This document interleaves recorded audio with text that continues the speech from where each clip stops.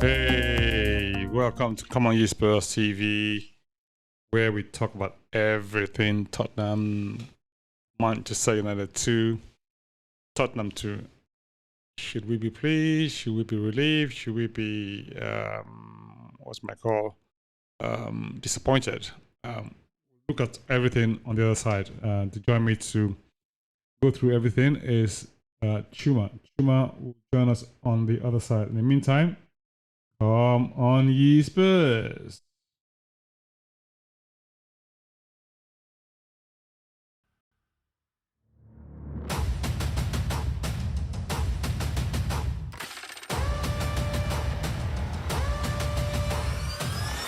Come on, ye Spurs.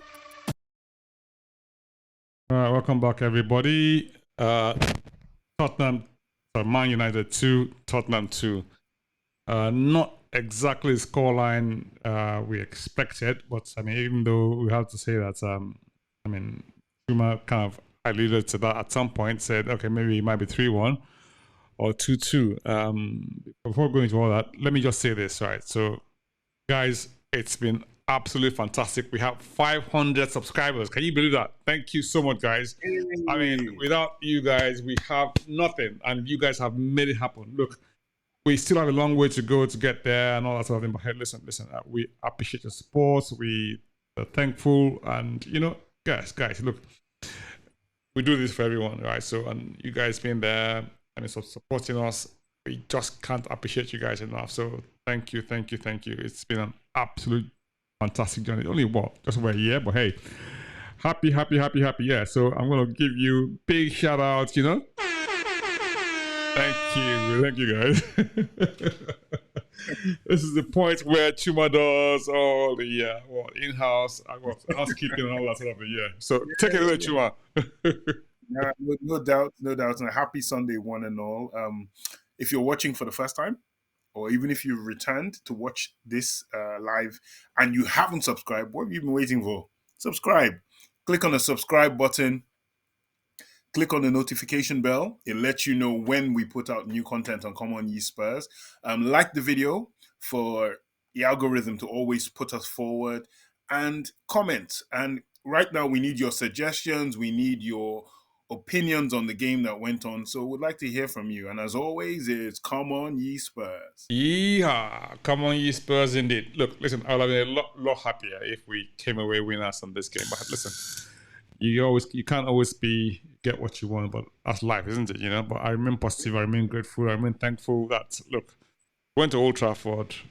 I think dominated that game. You know, I mean, if any team would have been, I think Tottenham would have been the Man United would have been the happier team with the results, because given what happened in that match, I think overall a bit scrappy.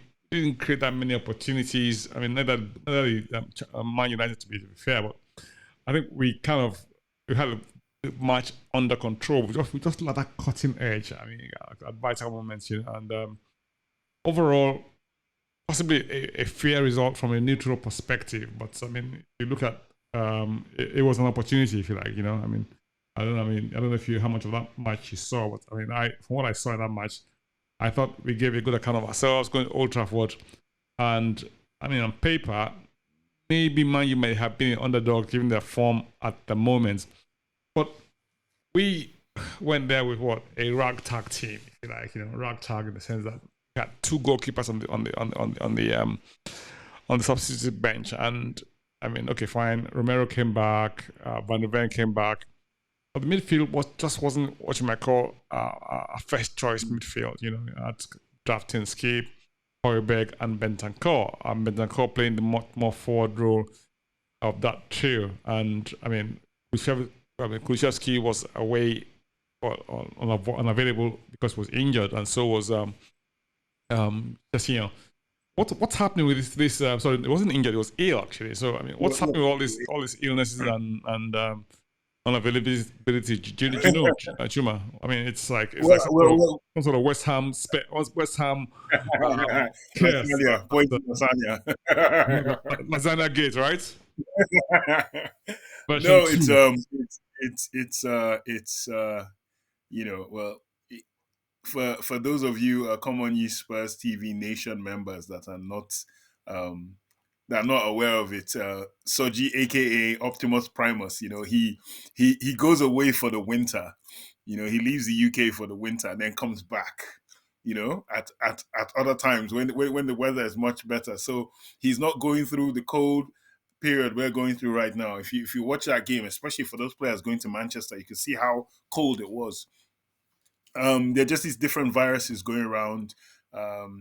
It's coughs, flus, and I think Kulusevski was a victim of it. I think he actually went through the squad. If you listen to what Anne said, there was an illness, so it could be a case of that. I don't know if it's food poisoning. I doubt if it's food poisoning.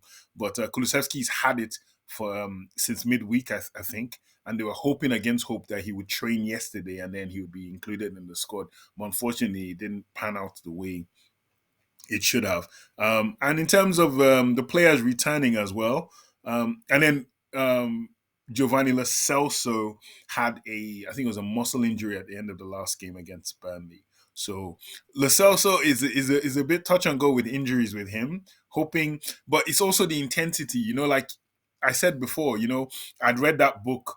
I'd read Ange's Revolution, and I believe a lot of players in the first season come down with a lot of injuries under him, a lot of hamstring, lots of muscle problems because of the intensity in training, the intensity of the performance he demands as well. But after like a year, 6 months, they really start to adjust. So I put it down to that. But my goodness, you're saying, it shows how far we've come, that we've walked out of Old Trafford and Spurs fans are saying we should have won this game without James Maddison, without Giovanni Lo Celso, without Dejan Kulusevski, without Heung-min Son, without Bissouma, without Papsa. I mean, it's unheard of that Spurs fans are. But here you are, so as well. You're one of those feeling, man, we should have got.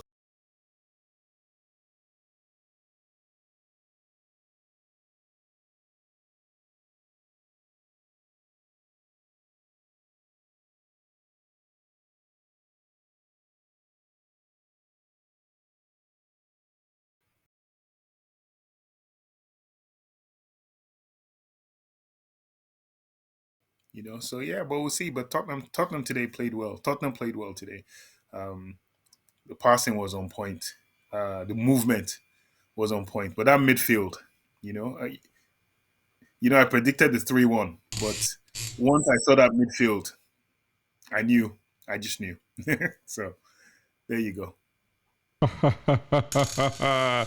Right, I'll just read through the comments. That I was gonna say, look, keep your comments coming in. This is an interactive platform where we expect guys to sort of chip in, and yeah, guys have been chiming in. And Eltel Cockro, yeah, Jose has been on form. I'll try and put out his comments and see what he has to say. Good evening, Sonia Chuma. He says about the podcast, and let's have a look and see what he says. Where is he? Okay, thank you. Right, did you all see a new player today for Spurs? He wore the number 5 shirt. His name was Benny Hill. Oh dear. It says Lolo is NYSC's Kuti was immense, and Richie put a serious shift in. Now, before we go to player ratings, let me just say a quick word about Richarlison. Now, people have vilified Richarlison. They've sort of had a go at him. He's not scoring goals. He's not getting the right positions. Look, listen. You can't fault the guy. He's putting in the goals. Getting the right positions and banging the goals in. That's all you got to do. I mean, come on. I mean, what have you got to say about Richie? Come on, tell me. No, I think he was immense today. If it came down to, I think end of the day, the player of the match was Lolo Bentancur. However, Richie put in a shift, and he scored a goal. And as all, all I can say is I've been on some Manchester United blogs, X accounts as well. And they're raving. They're like, Spurs' B team or Spurs' B team midfield killed us. You know, they actually killed us. And Richarlison was holding off players, laying the ball off, leading a press. Oh, it was impressive. This was a very impressive performance. Make no mistake about it. Like, the only problem with the front three, in my opinion, is there was no diversity in their approach. All of them are run with the ball players or running behind players. None of them is like a tricky dribbling. Like, imagine if we had someone like, let's say, Jeremy Doku at City in this game. We would have killed people, because you need that dribbling. But all we had were these runners. But even then, with pure runners, look at what we were doing to them. So I know. I it's mean, they kind of had a low block and tried to catch us on the counter, and where it which worked, they did. okay, it worked the trade because they scored a couple of goals from that sort of step. Two shots on target for Yeah. Manchester United at Old Trafford. Have you ever heard of that before? Says it all, eh? Says it all. You know. Yeah. I mean, okay. So let's have a look. I mean, Jose, keep your comments coming, and thank you very much for that. It's kind of giving us a total player rating thing. We'll come back to that in a minute. But I mean, THFC fan. I mean, Tottenham Hotspur Football Club fan. I don't know your real name, but hey, thank you for joining us. I appreciate the comments. But you say, look, what do you think of Timo Werner's performance? Now, 7/10. I give him a 7 before we even start. I give Timo Werner a 7 because this is a very strong match to throw a person in. You know how usually we would have done this would be Son would start and then he would come on to replace him as a sub, would ease him in. He's gone in at the deep end, and in my opinion, the first half he was still working on what to do. By the second half, man came up with an assist. He had some chances, and this is what we are saying. This guy is going to get in position. It's a question of his confidence and him scoring, but he showed me enough to let me know that I think he will be a very, very good addition till the end of the season for Spurs. okay, so I mean, there's lineup. So yeah, thanks for that. I mean, without a doubt, I think Timo Werner.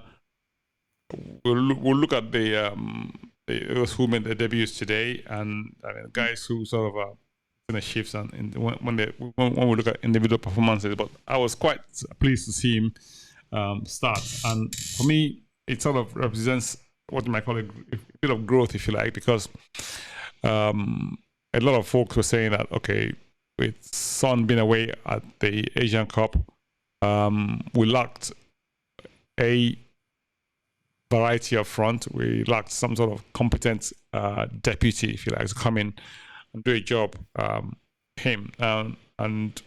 when the opportunity came up, according to Ange, he felt that, I mean, okay, if you're being fair, you would never put Tottenham in a position to be able to sign Timo a few years ago. He was banging the goals, and his team was doing really well off the back of his performances. It would have been way out of our league in terms of ability to afford that. But I mean, I think the scouting team sort of did a good job of finding, look, here's an opportunity here.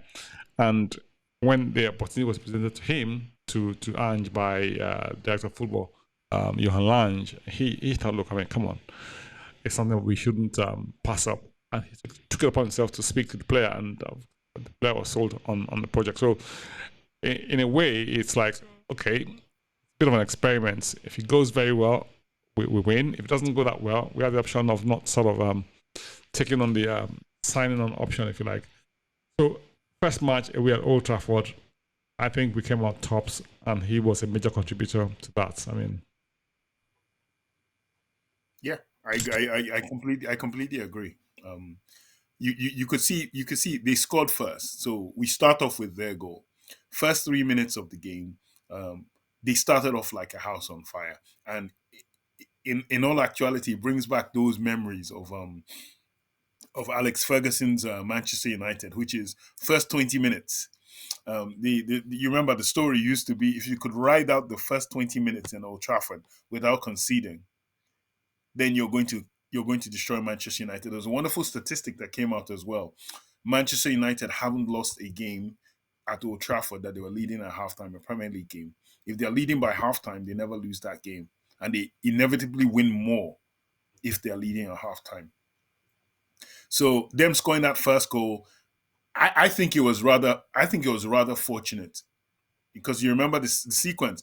Bruno Fernandes put the ball in. We're playing a high line. Put the ball in. Rashford takes that ball. Rashford lost possession. Destiny Udogie dispossessed him, and it just fell to Højlund. And in my opinion, Højlund did very, very well. He's someone who I know he has that in him. I was hoping, once he scored, I said, of course, Manchester United take the lead. And of course, the most under pressure player would score. It's a kind of Spurs thing, like Dr. Spurs all over again. You're going, I'm giving the peel that sort of activates their, exactly. You know where that is. So he does that, and he absolutely lashes that ball. And second half, Bentancur returns the favor, but he absolutely mullered that ball in. That there was no way Venom could stop that. There was no if Vicario had even tried to put his hand on that, it would have broken his finger. Well, ended up with broken fingertips, right? You know what I mean? It's one of those ones that just, as a goalkeeper, I'm impressed that Vicario went for it. Vicario tried for it. I'm like, bro, I leave that one. It's you and God. I have no interest. You saw Onana. Onana did it. Onana was like, yo, second half.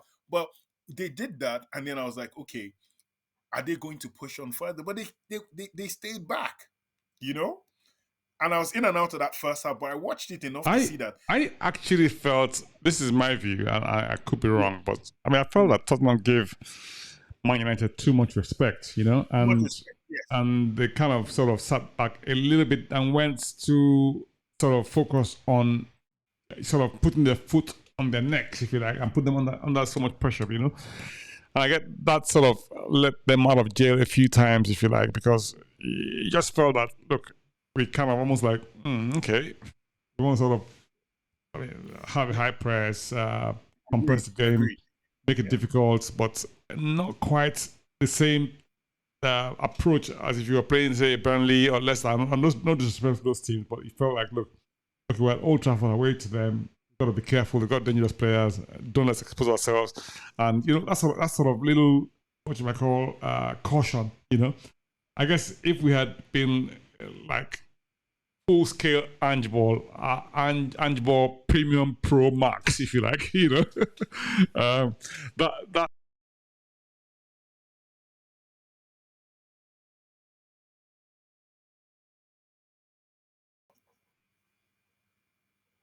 Yeah, you're back in. Here you go. Yeah, I'm not sure how much of that last bit of statement I made that you heard. You said if we're premium Ange, what would be the outcome? Premium Pro Max Ange, Premium Pro Max Ange Ball. That's higher than premium. No, it's interesting you say this, because I think it's that old adage, lads, it's Tottenham. Yeah, exactly. Manchester United, regardless of how far they've fallen in terms of how they are playing, they've not fallen back in prestige and status. It's still, who was I talking to about this? There's a story that if those little puppies, the Chihuahuas, the Chihuahuas are the loudest dogs you can find, but they're very tiny and they don't really have strong teeth or anything. But if a Chihuahua is the first dog you have, as a fully grown Chihuahua, and you bring a Rottweiler as a puppy, the Chihuahua will bully the Rottweiler, even while the Rottweiler is growing. The Rottweiler grows to like 2-3 times the size of the Chihuahua, but it's still afraid of the Chihuahua because it's that older brother, younger brother thing. I've seen some older brothers that are like 5'2", younger brother is 6'3". Younger brother cannot disrespect because he still remembers the beatings he got. And I think Tottenham go into Old Trafford. I think the same thing happens when we play Liverpool, and these are the things I think Ange is going to dispense with in our psyche and our mentality. Is these guys are no different from, I'm not saying they're no different from Burnley, no disrespect to United and no disrespect to Burnley, but in terms of, if you attack them, you could beat them. You go into every match looking to play your football and to impose yourself on the opposition. And, for me, it took a while, but the players now looked at themselves and the players are like, we can impose ourselves. We can do something, and that to me,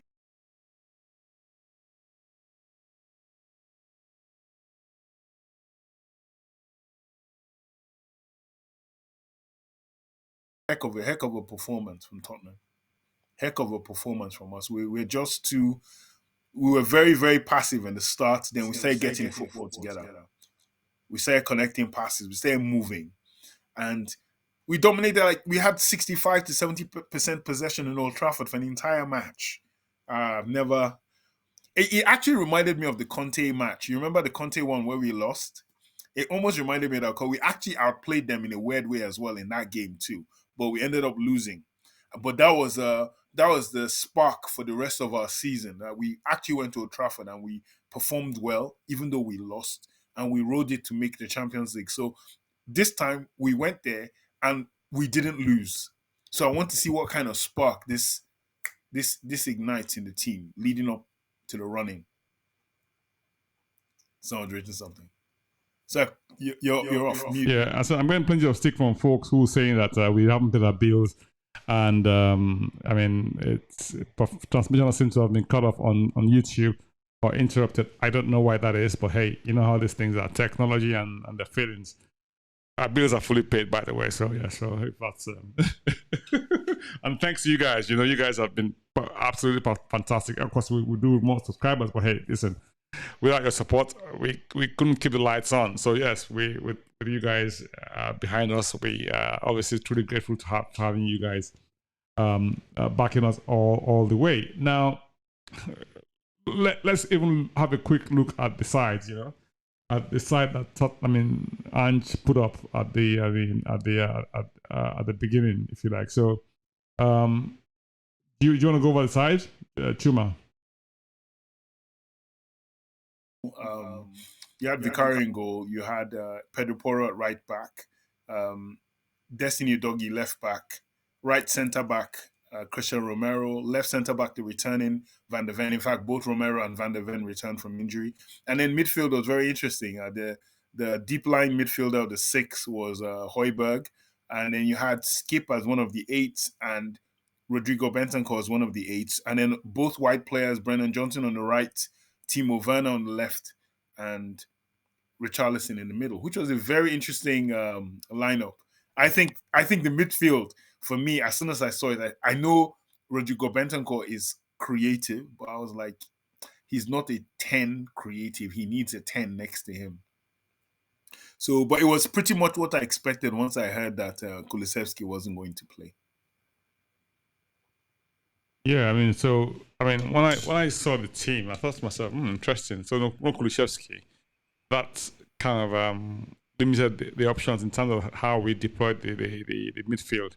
And interestingly though, because we kind of invited quite well with Porro and Dogie, we still dominated them in the midfield, you know. Even though they had Eriksen, they had Uzuze, an immense passer, you know, and on his day, Fernandes can be unplayable. But I mean, today we really dominated that midfield and kept them quiet. I guess maybe it's a mix of how Ten Hag sets up, you know, because I don't know, because we had this conversation before about Man United. I mean, again, I'm not gonna speak too much about them, but I mean, truth of the matter is that anyone watching that game will go back and say, hang on, do Man U have a system that you can actually point to as this is how they set up? Okay, fine. Okay, so today we had them setting up against almost like set up to counter attack, if you like, you know. But even that counter attack then wasn't quite well executed, you know. We had maybe 1 or 2 quick moments. In the second half, it barely had any touch in our box, you know. If anything at all, we were the ones that put them under immense pressure throughout the whole game. And I mean, for a team of Man U's status, credence, and pedigree, and all that sort of thing, I mean, I think Man U fans will be disappointed with the performance and come away, okay, maybe feeling a little bit what you might call fortunate, if you like, with the scoreline. Because I mean, I just thought, I think maybe we could have shaded given our performance vis-a-vis Man United. It's not that we created that much in terms of opportunities ourselves anyway, but it was just, I mean, it wasn't that great a performance per se, if you like. I mean, but for what we had against, or for what we had in front of us, I think we could have done more. That's, but I mean, again, a 2-2 result. It wasn't exactly a poor result, if you like, from our perspective. If we had lost that match, perhaps yes, very poor result. But hey, I think we did give a good account of ourselves. We had decent opportunities, and we just sort of didn't quite put together those opportunities that would have created goals for us, key moments. I know we sort of had one or two options, one or two chances. I mean, maybe in the game that maybe have gone ahead. I think was it Romero who hit ball against the bar, or and but we also escaped an own goal with Doggy against the post as well. So yeah, but it's so yeah, 6.5 of one and half a dozen of the other. So I mean, that's I mean, what do you think about all of that? Yeah, no, I agree with you that I think this game was there for the taking. However, I looked at their midfield, and if you look at it, like in my opinion, just going tactically and with their players, different individual players, I thought they had better individual players than Tottenham. On paper, they have better individual players. You look at the kind of players they have in their lineup. They had Eriksen, Bruno Fernandes, Rashford, Garnacho, Meno, who is a young boy but is good technically, Darlow. If you had switched coaches around, if Ange Postecoglou had them with the runners they had and the dribbling runners they had, Ange Postecoglou wins that game, in my opinion. If Ange was managing this Manchester United side, playing what Tottenham play now, against Tottenham, coached by let's say Ten Hag, doing what he did, he would have destroyed us. I think they have the issue with Manchester United at the moment, and this is not to criticize them or to try and put their team down, is their team relying on special moments now. And as a Spurs fan, we've been there before with Son and Harry Kane. You're waiting for a special moment to score. And football doesn't work like that. You have to have pattern play and then special moments. So I was saying earlier on that because we have three players that play in almost identical fashion, these three guys, there were no special moments. You need a special, one of them had to be special. One of them had to be a dribbler. Someone that can drop his shoulder here, create, someone like, let's say, having a Madison back in this side, he would have made things so much more different. But Manchester United have those guys, but unfortunately, they have no pattern to play. There's a guy on Expression's brother, Rants and Bants on Manchester United, Manchester United fan, and he said it before. He said it so many times that you can always tell the Tottenham goal is coming because you can see the patterns. They play out from defense. Romero breaks the lines with a pass. 1-2 touch, it's on the side. The side, they cross it in, someone follows it in. And that's exactly how Bentancur scored the second goal for us. He said, but with United, you can't see it. And I looked at that and he's right. There are no patterns. Their goals were clinical goals from guys that just had the chance and they took it. And those were their only 2 strikes on target in the entire game. That is, Tottenham, on the other hand, I think we passed. I think another player, Brennan Johnson and Skip, have both gotten certain amount of flack. Online I was reading some really hurtful things about Skip. But I think Skip broke lines very well. Skip was the one who led that ball out, leading up to Werner cutting in to give it to Bentancur for the. Skip was of the 3 midfielders we had, he was actually further forward than Bentancur more. Bentancur was more orchestrating and facilitating, And then Brennan Johnson, for me, I think the young man is really just trying to find his feet. And when he does, it will be something special. Yeah, I mean, I thought Johnson was probably a little bit off the pace today, and he could have done a lot better in key moments in the match, and some sort of passages of play sort of left him behind at both ends of the field, for up front and having to support Poro at the back from that right wing back, right back position. But having said that, I think overall, Ange would not have been entirely disappointed with the performance. I mean, maybe the outcome you may want to sort of question a little bit, but hey, I mean, it is what it is because you got players who come back from injury. You got players who have been injured. I mean, who've been like suspended, and it does affect the balance of the team. But overall, I think have players in each of those key areas from defense and midfield and the front line. I mean, so yeah, I mean, I guess every team can point out to points in the season where they haven't had their players available.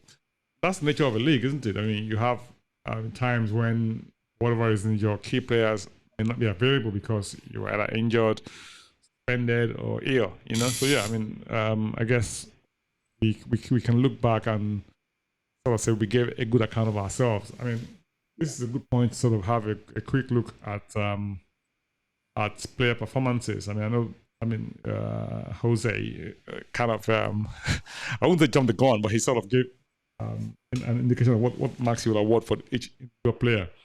I'm not going to bring up his comments just yet, so as not to influence folks who want to sort of chime in. Please feel free to do that. For now, when you leave a comment, you don't get charged. You don't have to sort of support or make any payments if you like for super likes. But hey, listen, we thank you for your support and we continue to appreciate that. So please, if you have any comments in this regard, we'll be happy to hear from you. So Vicario as a keeper, how would you rate him in terms of 1/10?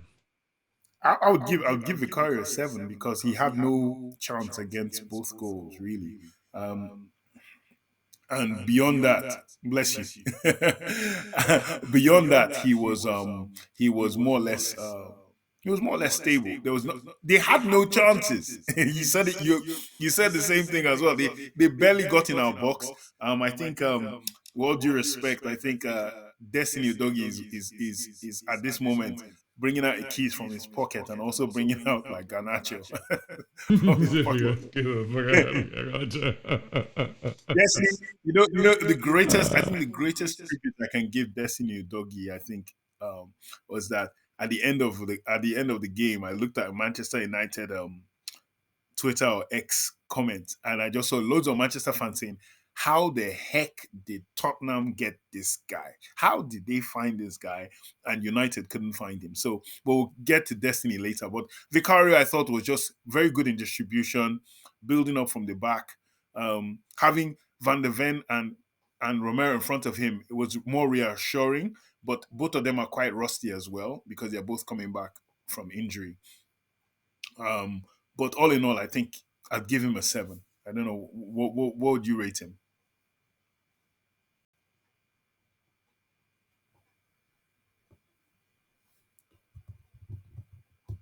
The good thing about technology is that when it works for you, fantastic. When it fails, it can be a bit of a bummer. But hey, there you go. I don't mind. I'm center of attention.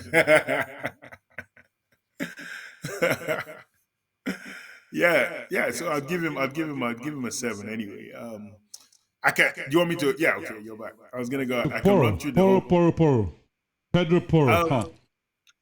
I thought Poro was below himself, though his set piece deliveries were, I thought they were amazing, and I thought it was kind of cheeky to do that in front of Ericsson. Show Ericsson how to take a corner kick. For those of you who remember Ericsson, couldn't get past the first man towards the end of his Spurs career. But Poro put in some wonderful, wicked deliveries. So I'll give him a 6.5. I'll give him 6.5. Pedro Poro. It wasn't a bad game. It wasn't a great game. I thought he and Romero, their wing, were targeted by Manchester United and Rashford because Rashford knew he would always invert. So Rashford, they were targeting him by playing those balls into Rashford, and he caught him out once or twice. But beyond that, I'd give him a 6.5. So a 6.5 for Poro for me. Romero had been off, injured, come back. off an injury. And how would you rate him for today's match? I'll give Romero a 7 because to me today Romero passes through the line so beautifully. And for those who don't understand what I mean, it's literally bringing the ball, finding that gap in between like a half space and center circle, and just drilling. He just drills it straight to the person. He brings the ball out, he attracts pressure or a press, and he just plays straight through. And that's what led to the second goal. I thought he was really good in doing that.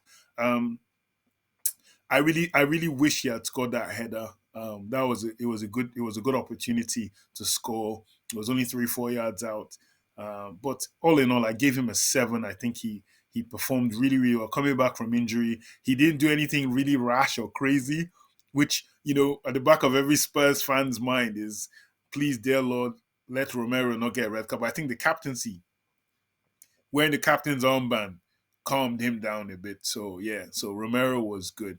He was good today. 7 out of 10. Van der Ven. I think last time he played was in November, wasn't it? And back from a hamstring injury. I think he got done once. Well, I use that term loosely by Hoyland. But overall, I thought he gave a good account of himself. What do you think? You could tell he was rusty. You could tell he wasn't match ready or match fit. He hasn't had that many games.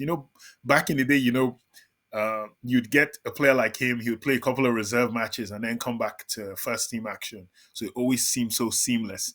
But nowadays, we rarely do those things anymore.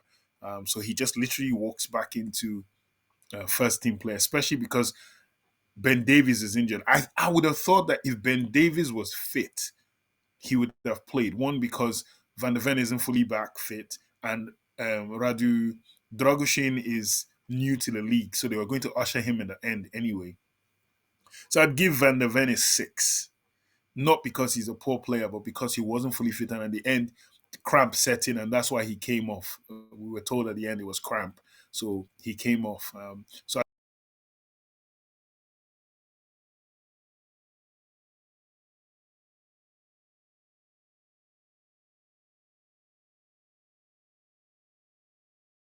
midfield, I think. No, Destiny Doggy. Destiny's next, right? Yeah, I'll say Destiny. What would you give Destiny for this match? I mean, it's been. I'd give Destiny an 8 because I think he took the game to Manchester United's right wing. Diogo Dallo knew he was in a game. Garnacho knew he was in a game as well. There were some off-key moments, but oh my God, his ability to track back to follow the wide player playing on his wing is amazing. His recovery powers sensational. I think Tottenham fans harken back to Danny Rose a lot. I think even right now he's so much better than Danny Rose ever was. I love you, Danny, but no, not like that. Destiny Doggy is a real deal, and you saw it at Old Trafford tonight. I think he put a marker down that he is probably one of the best left backs in the country at the moment. So I'd give him a solid 8. Yeah, thanks for that. That midfield, Skip, Bentancur, Højbjerg. Now, tell me. Well, you know my feeling regarding Pierre-Emile Højbjerg. I was such a huge fan of his, but I realized that he can only play in a destructive kind of midfield, or a midfield that doesn't really do what Ange wants to do. So it's not really his fault. He went from being a square peg in a square hole to being a square peg in a round hole, and he's trying his very best to be quite flexible and fluid. But unfortunately, it's not him. It's this system and him don't work. The system works. He can play in the system, but he is not suited to the system. And you saw that today. I thought his passing was negative. I thought certain things he did in midfield were not up to standard. And so I think Jose gave him like a 5 or something. I would give him a 5.5 because I personally think his mind has gone as well. I think he should leave. I think he should really leave Spurs. There are rumors of Calvin Phillips.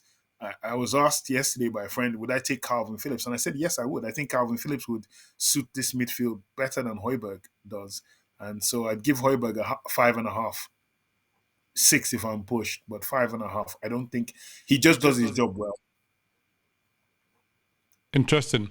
So Oliver Skip. Oliver Skip is a 6.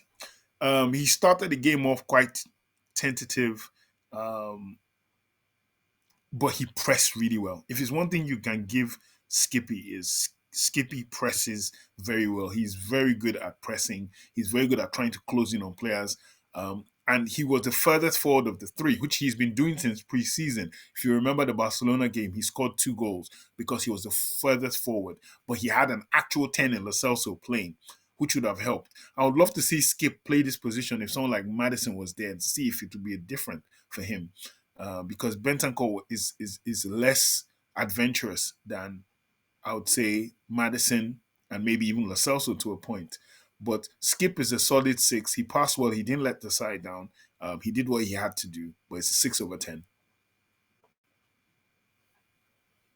The front 3. No, Bentancur. Bentancur, I'm sorry. Bentancur deserved man of the match. Fluid, majestic, Rolls Royce of a player. 9. I give him a 9/10. The midfield ran because of Rodrigo Bentancur today, and he's doing everything I expected him to do. He's come back from injury. This is such a huge game, and he bossed that midfield. Tottenham's midfield superiority with those players is because of Rodrigo Bentancur. So he gets a 9 from me. Man of the match, 9.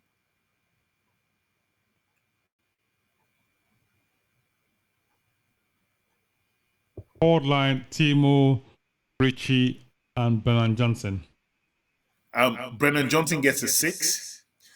I think Brennan Johnson is trying. It's not flowing. It's trying. And sometimes you get this with certain players. They move to a club.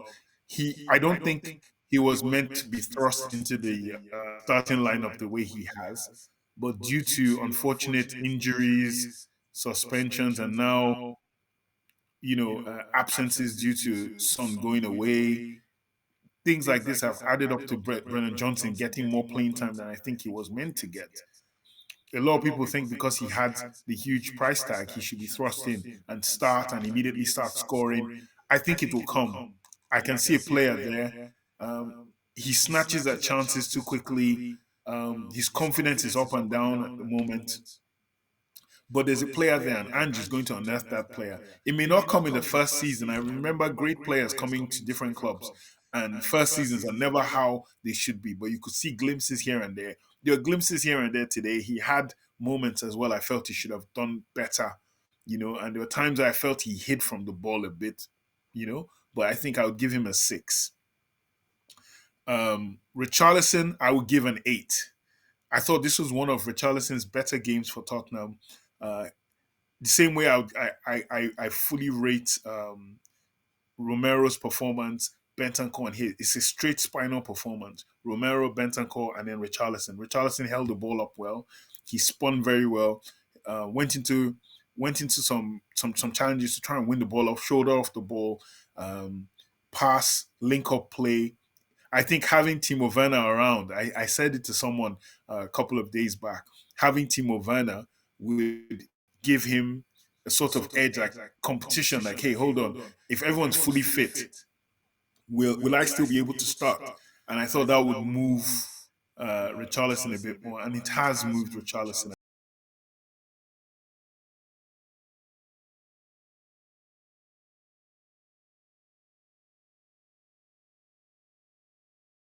First game. Where does that leave Richarlison, though?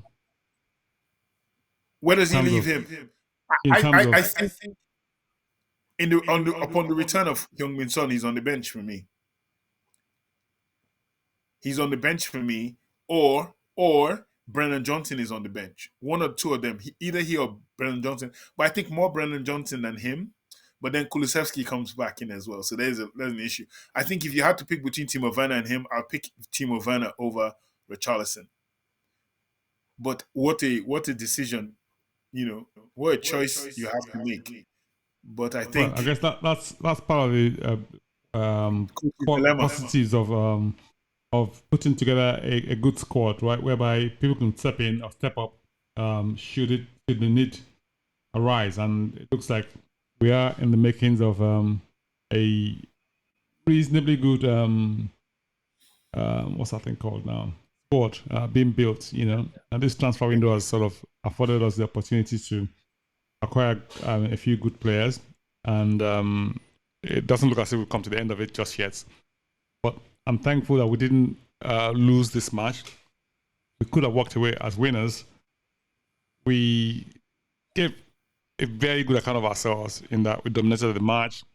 We had Man U on the back foot, and yeah, I mean, we kind of exposed the limitations in Ten Hag's tactics and general form of the team, and we didn't sort of give away too many chances to them, which I guess on the grand scheme of things, that's not a bad outcome, but if you're going to rate Ange, what would you give Ange? Today I'll give Ange a solid 8, because it's not easy coming to Old Trafford for your first game and not having your most creative players.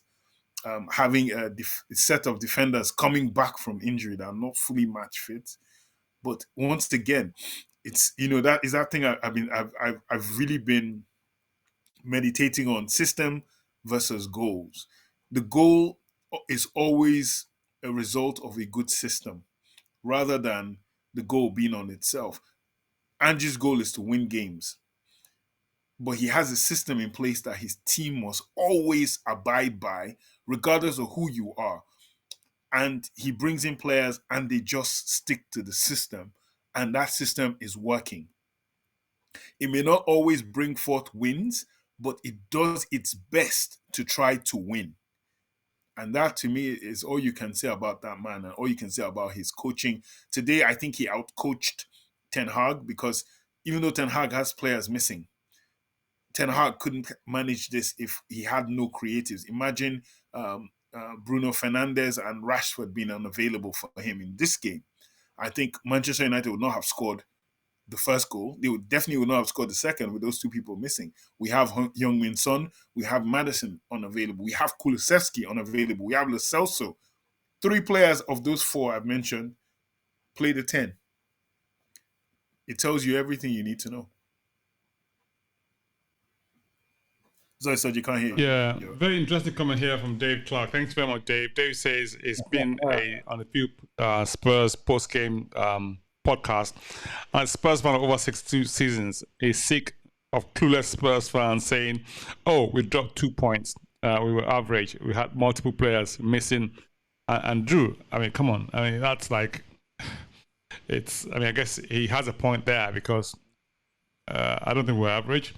I thought we played really well. It's an Old Trafford has not been an easy place for us to go to historically. I remember I said earlier on, I think maybe the preview, that from an historical perspective, we probably are underdogs, right? From a current form perspective, Man U probably be the underdog. So you just have to perform on the day, and if you don't perform on the day, whatever you get is what you deserve, basically. So I thought we gave a good enough account of ourselves. I mean, given the circumstances and the historical perspective and the whole sort of what you might call context, because I mean, think about it. Højlund, how many times does he have shots on goal like that? and they go in, from a statistical point of view, probably one in 20, and today happened to be the one against us. So, I mean, Marcus Rashford has been in very poor form in front of goal, and he goes in and tucks in one today. And I mean, you have this Dr. Spurs narrative about Tottenham when it comes to things like this. Exactly. And they were just clinical. For those of us that are Spurs fans, we saw this.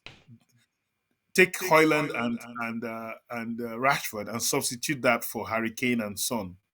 That was exactly what we would do last season, or probably the season before. under Conte, under Mourinho as well, and we would have probably gotten a win. But we came to this game without any of, like, that wasn't our front three. That would not be our front three fully fit. And we imposed ourselves 65% possession for the entire 90, average 65% possession, 16 shots on goal, 6 on target, multiple passes, like 2-3 more times more passing, accurate passes than Manchester United. Come on, we're at Old Trafford. The key thing here is at Old Trafford, and it's good to see. Even Gary Neville gave us some love today. Gary Neville was saying, Spurs came here and dominated with a B. I say B-side midfield, because just even adding any one of Bissouma or Pape Matar to that midfield could have changed the midfield for us. But right, Dave seems to agree with you. Dave says that we had 64% possession away at Old Trafford, behind twice, and still got a point. With the weekend team, 3 players sick all week, and yet 2 of them had to play in Skip and Odogie. So, you Mooney fans, shut up. That's a bit harsh, but hey, I guess. Dave, man, much love, Dave. You're very right. This just shows you how much. Like I said, it's not. I don't want that Arsenal tag or trust the process. I say progress, not process, but progress. You're seeing a trust Ange. In fact, someone put that up on X. Said forget trust processes, trust progresses. He said just trust Ange. That's the key. Trust Ange, and I trust Ange. And yeah, we played Ange ball today. And this is what we got out of it. And trust Ange indeed. I mean, we've come away to hold Old Trafford.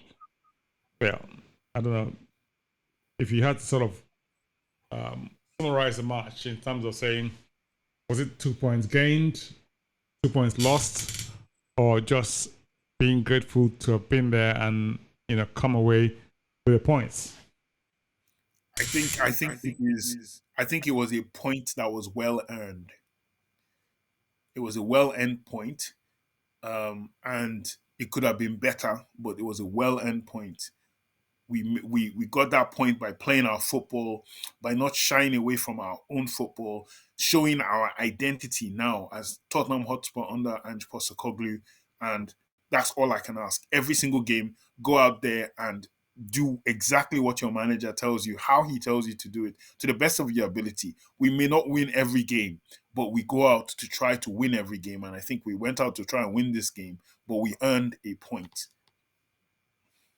I think that's a fair comment, and I mean, thank you very much, guys. Thank you, Chuma, for joining us. This is Come On You Spurs TV, where we talk about everything Spurs, and I want to just say again, a massive thank you for everyone who's been part of this channel. It's a relatively young channel. We are grateful to all those who have been of immense support. We continue to appreciate you.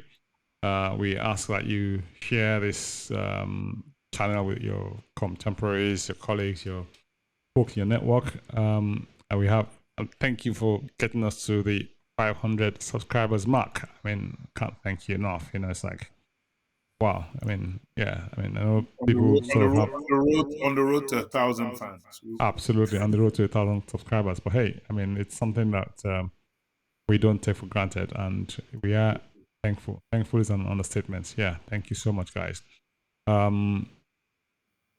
Next preview would be the match against Man City. Winter break. Absolutely, and we look forward to seeing you guys and for your support, contribution, and everything else. So I mean, I've got to sort of give you guys big kudos, for this. And yeah, man, what do I do? I do that. Yeah, that's for you guys, man. Thank you so much, guys. Thank you. Thank you.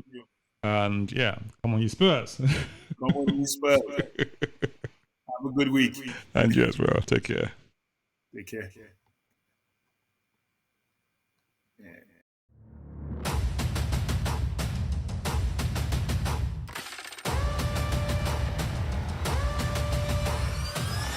Come on, you Spurs.